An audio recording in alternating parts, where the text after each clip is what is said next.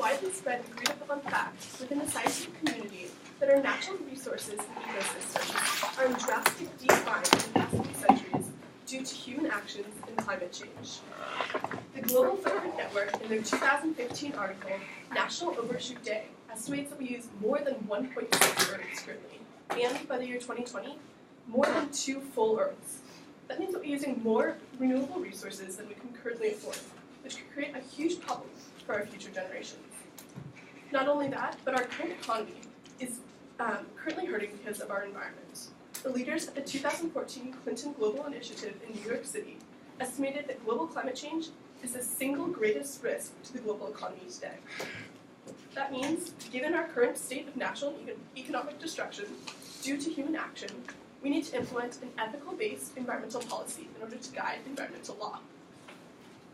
Environmental ethics is the solution. It is a branch of philosophy that creates a relationship between humans and nature. It creates moral and ethical standards in environmental law. However, it is a new field that is still developing. There are 3 main components that currently drive this field, including biocentrism, anthropocentrism, and conjunction theories between these 2. Anthropocentrism is the idea that human needs are superior to all other needs of living and non-living entities surrounding us. That means that we value human needs first, and that all other needs come after. So, while that's not necessarily bad, Hoffman, in his 1991 article, Business and Environmental Ethics, suggests that consumers bear a far greater responsibility for preserving and protecting our environment than they've currently exercised. That means that because we are valuing our environment first does not necessarily mean that we will not protect it. However, it is the most viable environmental ethic because it is most defendable within court, and is most popular because it encompasses current societal values. It also is the most foundational in terms of its wide scope. However, it may create unnecessary destruction of our environment and doesn't account for the intrinsic value of our environment, meaning that the birds, trees, and rocks are not valued.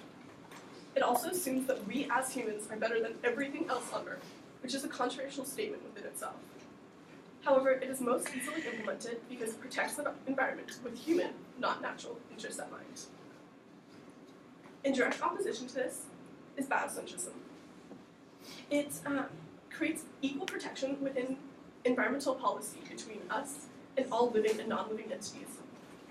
In her 2007 article, McShane suggests, beyond you, beyond your needs, interests, or attitudes, the awe that we feel towards the might of the ocean, the power of volcanic eruption, or the universe, enhances our interest to live lives of respect, love, and awe. That means by implementing respect of nature into our government, we can actually increase the amount of respect and love within our society. Additionally, this ethic includes human emotion within our government, and it does not assume that we are superior to all other living entities. Therefore, it is the most holistic and moral of the environmental ethics out in the field currently. However, it is not easy to write feelings or intrinsic value into technical government paperwork, and not everybody in our nation loves nature the same way that I do. Therefore, it is not as easily implemented and less feasible, however, the most moral and feasible of the environmental ethics out there right now. The last environmental ethic is conjunction theories between these 2.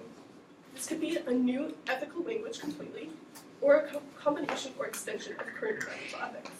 It creates big picture cultural shifts, transitions of energy or farming, or shifts in political influence. It would reflect a current societal value, or reflect both intrinsic and extrinsic value.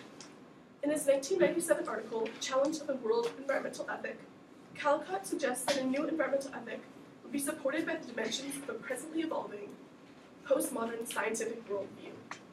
That would mean that this ethic would be changeable with our fluctuating governmental views and power shifts.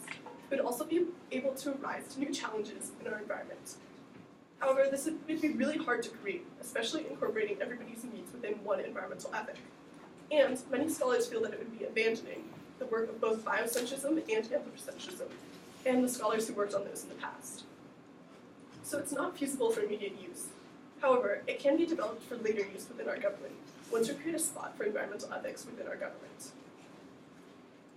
So within current environmental ethics, the goal of a sustainable and healthy globe is unreachable. Therefore, we need to inform political reps of the necessity for an environmental ethic within our government, or vote for politically aware environmental candidates.